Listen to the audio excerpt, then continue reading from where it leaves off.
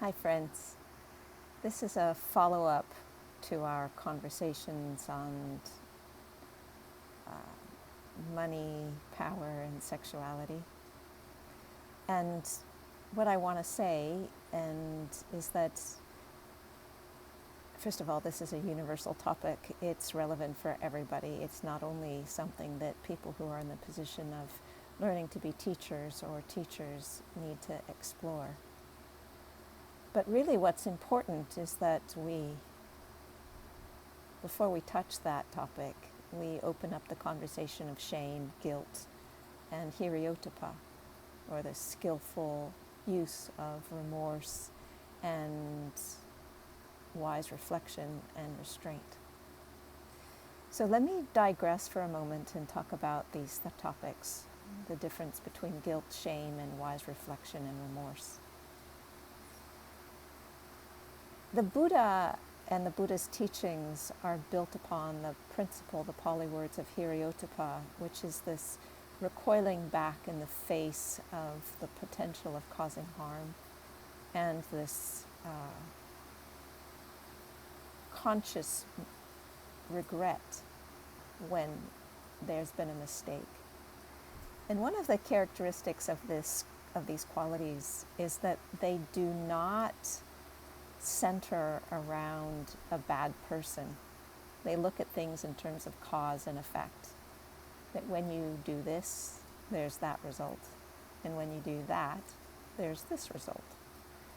So it doesn't solidify a sense of badness or a sense of personhood or a sense of there's something fundamentally wrong with you, or that there's something unlovable or unworthy. It's just looking at things that when you do these series of behaviors, it has these consequences. And if you do different behaviors, it has different consequences. Now, the reason why this is so hugely important is that for so many of us, we have a basic feeling of badness or unworthiness or unlovability, and all kinds of things trigger that. And so what we want to do is to stop activating that, and yet we want to be able to reflect on things that are skillful and refrain from doing things that are unskillful. So the only value that guilt and shame have from a Buddhist perspective is that it allows us to develop vigilance for watching when they arise, and it helps us create an alchemy where we distill from the guilt and shame the qualities of cause and effect, where we pull out the person, that there's a bad person that's doing something that's a bad action, and then we reframe it in terms of when there are these actions, then there are these consequences. So that's the first thing, and that's not a small thing. The second thing that I want to share with you is a story, which is a little bit tangential, but I think you'll appreciate it. In the 80s, I met this couple by the name of Snow and Spirit. And Spirit, in particular, had superpowers around working with kids who come from massively abusive situations. In fact, the stories of those children were so severe that it was hard even to hear what they had lived through. It was just so intense. So I met her and I met some of the kids, and then in the 90s I went to go visit her, and they were living in a house and they had adopted, at that point, 17 children, and oh my goodness. So with kids coming from backgrounds like that, they would get activated. And when they got activated, they would head for the kitchen knives, and they'd pull out a 10-foot kitchen knife and they'd want to kill somebody. And Spirit, I watched this happen. Spirit would tackle them and hold them close to her heart, and she would affirm the intensity of what they were feeling, but she would never shame them for what they were doing. she would help them understand and come into an appreciation that what they were doing was an expression of the feelings of what had happened before. And then as she held them, they would calm down and they'd come into a sense of coherence and a sense of more regulation. And she'd help them understand the needs that were underneath the feelings. And then help them find a way to meet those needs that were more congruent with their values. And to my knowledge, they ended up adopting over 40 children. And even though it was intense, almost every day of the year, nobody hurt themselves. And eventually, all the children turned around and ended up turning the enormity of their pain into something that was a blessing and of service for others. So why do I bring this story up? Because alongside not shaming ourselves is the opportunity for a radical level of compassion. That sometimes when we are engaged in activity that otherwise could activate our judgment, it's because there's a hunger for love that is being misdirected. And when we are able to see that hunger and bring to ourselves the same kind of fierce compassion that Spirit brought to those children, then the possibility is for a radically different solution.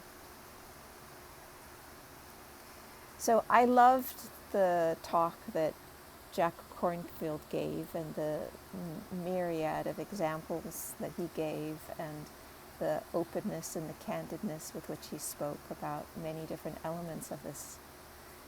And I love that he invited us to really explore how these things are for ourselves and what our own family history is around power, around money, around our sexual expression, and the way sexuality is regarded.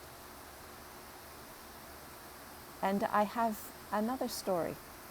It's pouring rain outside, and I'm holding this by my hand, and the wind is blowing through the screen, so it's not as stable as I ordinarily would like.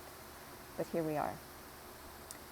And it's of my dear friend Melanie Demore, who I absolutely adore and I love and I respect. And I went to something that she did. She's a singer, songwriter, music composer, music director. And I went to something that she was at, and there were some big time players who were there. I can't even remember all of their names, but fancy, like highly well-known performers. And she had set it up, so she was the one who was the lead. She was the one who had all the power. And when I watched her, it was really fascinating for me because she was determined to make sure that every single person was empowered. So Larry Yang is somebody that I love and respect and is somebody who's taught in this course. And I had a conversation with him about power because of some of the ways that it wasn't being used skillfully around me. And his response was, yeah, power is a little bit like generosity. The more you have, the more you give to others. So rather than looking at power as a position of dominance over, it's power as the opportunity to empower in the way that Melanie did, with all of the various different people who came to that performance that night.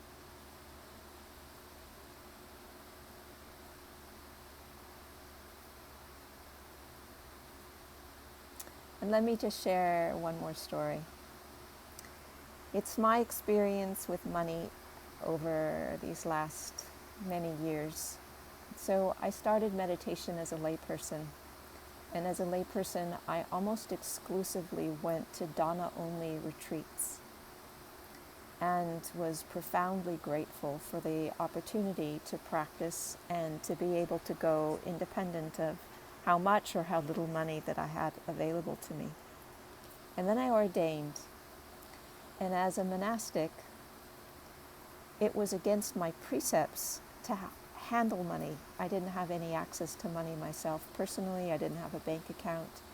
And when I started teaching, it was considered really uncouth for us to give a dana talk. That was even too edgy for the monastics to even talk about dana at the end of the teaching. So that the dana talk, even that, was handed over to somebody else. Now, we lived in monasteries, or at least for some of the years that I was a monastic, I lived in a monastery. And the monastics were supported by an international community. So all of the resources went to the monastery, and the monastery was responsible for making sure that we had our basic needs met. And that was true whether or not we were teaching or whether we were training, that all of us had food and robes and a place to sleep and access to medicine. Then I left the monastery and I was living as a monastic on my own. And I had to make a number of accommodations because I didn't have the support to be able to keep the precepts in the way that we had the support to keep them in the monastery. And there was some conflict that I felt about how I was doing it and whether it was good enough and whether I should stay a monastic or disrobe because of my ability or inability to keep the precepts in the way that I had kept them in the monastery. But that was not the reason why I decided to leave the robes. But when I did decide to leave the robes, then I was no longer a monastic, and I was living full-time as a meditation teacher, and all of a sudden in this territory about whether I do things by donation only or by cost. And in this process, very shortly after I had disrobed, I had a conversation with a friend, colleague, somebody who had been on the Spirit Rock Teachers Council, and somebody who had also been a monastic for 7 or 8 years. And he relayed to me a conversation. And the conversation, or the discussion that he was telling me about, was a conversation of the Spirit Rock Teachers Council. And there was a noticeable split between the people in the conversation who were absolutely avid about dana only, and the people who were advocates of being able to charge money for meditation courses and retreats and intensives and programs. And what he described was that the people who were adamant about the dana-only model as a teacher were either people who were independently wealthy or who had spouses who were wage earners that were more than adequately able to support both of them. And that the people who were advocating for wages or who were advocating for compensation for teaching were in a very different financial demographic. They didn't have the same amount of resources. They actually needed to have a living. So I bring this up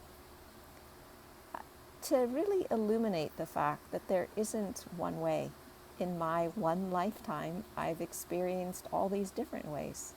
And even though my heart sings when I am in a position to offer dana-only teachings, I also have struggled with not having enough financial means to take care of basic needs.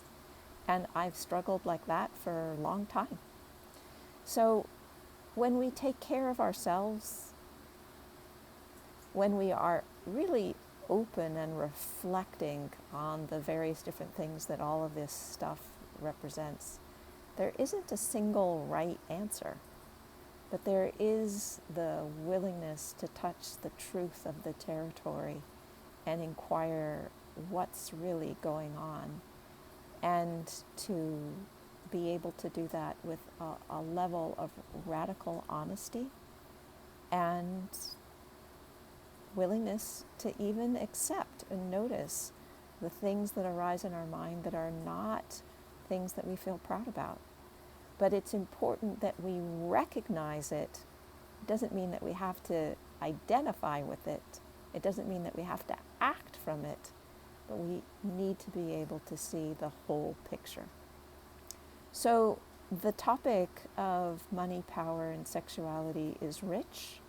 I think I could spend hours talking about this, hours talking about each of them, because each of them actually invites us into very, very rich explorations about who we are as human beings, how we hold our seat, what it means to be in presence, and what power with is as opposed to power over. So these are my thoughts, and I wish you well. Bye for now.